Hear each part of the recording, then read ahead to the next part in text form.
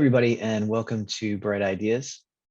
So in the past, I've had people ask me what I do for a living. And when I say market research, if they aren't already involved in the industry, sometimes they have a little bit of a puzzled look on their face. So then I try to give them an example of a typical project I work on. So I'd say something like, okay, let's say there's a company that's getting ready to launch a new TV ad. And before they go out spending millions of dollars to produce it, my job is to make sure that the ad has the highest chance of success when it goes on air. So I talk to consumers across the country and I get feedback on things like, is it going to break through all the clutter? Is the intended messaging going to come through? Does it motivate them to want to purchase that product or service? And it's usually at that point where they'll nod back at me and they'll say, oh, yeah, I get it. So you're in advertising. Sure, let's go with that. Sometimes it can be tough to explain what we do. So I thought, why not spend a few minutes in today's episode talking about the basics of market research, kind of like a research 101. So if I go by the dictionary definition, market research is the process of determining the viability of a new product or service through information gathered via research that is conducted directly with potential consumers. Now that's a bit of a mouthful. I personally like to think of it as a step that you include within your process that ultimately helps mitigate risk for the company. And it can also uncover some hidden gems in data. Research can be particularly useful if you're making an important decision where the consequences of no research at all could be very costly, sometimes amounting to millions of dollars lost. I mean, just think back to the advertising example I gave earlier. If you're going to spend tons of money on celebrity talent for an ad, let's make sure that the consumers are going to like it first. So the term market research can have a lot of different aliases in the industry. Just by looking at my LinkedIn contacts, I've found teams called consumer insights, research and insights, insights and innovation, even human insights.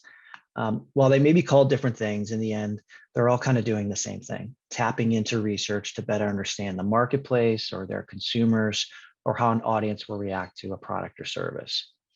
Now, if we break down market research, there's really two main types, primary and secondary. So what's the difference between the two of those?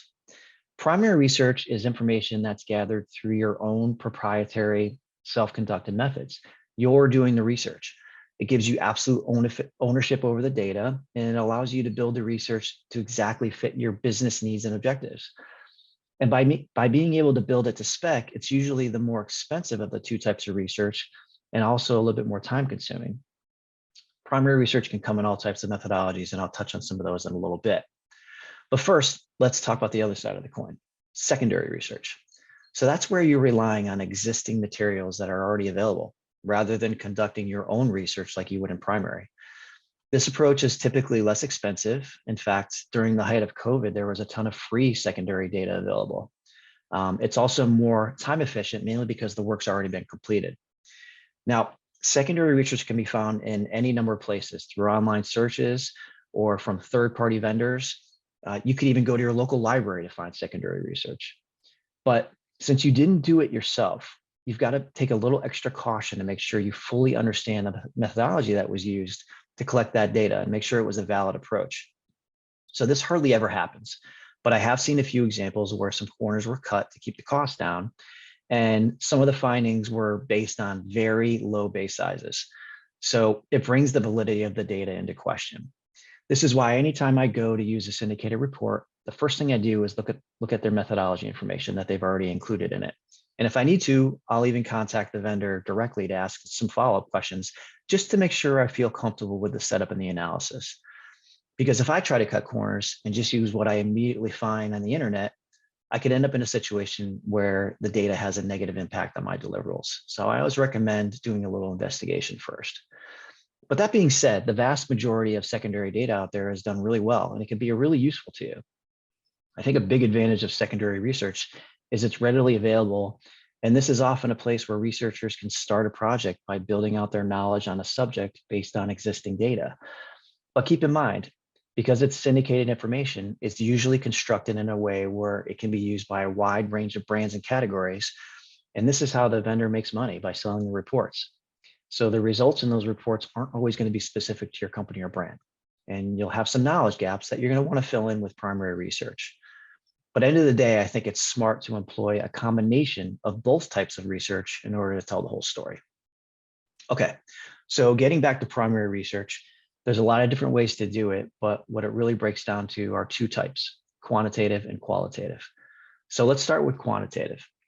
This type of research is usually expressed in numbers, meaning it can be quantified, and it's used to test or confirm theories or assumptions. It's based on larger sample sizes, so the data can be analyzing using statistical analysis, and is usually administered via an online survey that can be device agnostic, meaning you can fill out the survey on your laptop, on your iPad, on your phone. And the surveys usually contain mostly closed-ended questions. Oftentimes, there's also a small incentive that the respondent gets for filling it out. You could think of quant data as a means of answering objective questions like how much, how many, or how often. And as far as the different methodologies that can fall into quant research, the list is practically endless. There's things like concept and copy testing, brand tracking, consumer segmentation, usage and attitude testing, taste tests. The list goes on. And I'll save the details of some of those for another episode. Let's get into qual research, the other side of the coin here. So qualitative research is expressed in words rather than numerical values. It's used to understand thoughts, feelings, or ideas or experiences, and it allows you to get deeper insight on subjects that may not be well understood.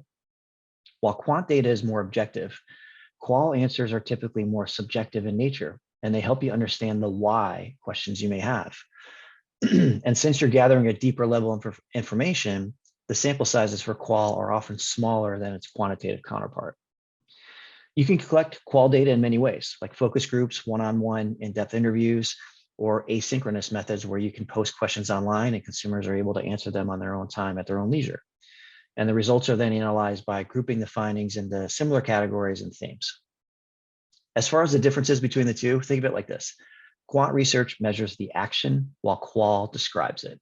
So for example, I could ask you a question like, okay, on a scale of 1 to 5, how likely are you to purchase this product again in the future? That's quantitative.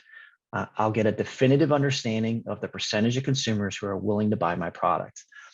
But that doesn't tell me why they'd buy it.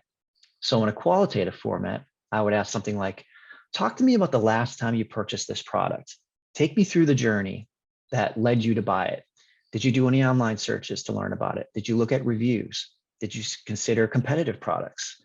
What were the top 3 things that brought you to purchasing it and why? And if you really want to get in depth, you can start asking questions like, if this product were a person, what would their personality be like? Who would they be friends with? And what would they do for hobbies? It's pretty cool what you can hear back from consumers when you ask those types of questions. Ultimately, I think both types of primary research have their advantages and disadvantages, and oftentimes they complement each other. So it's smart to tap into each of them when you're working on that next business challenge. Tune in next time, and I'm going to dig a little bit deeper into specific methodologies of primary research, how they work, and ways that you can enhance the findings even further. Okay, so changing gears for my latest life hack. So I've got a prop. Have you ever been using an extension cord and when there's tension on it, it comes unplugged? Well, a little trick. If you tie the ends together and then plug it in like this, no matter how much tension there is on it, it's always going to stay plugged in. That's it for me, and we'll see you next time.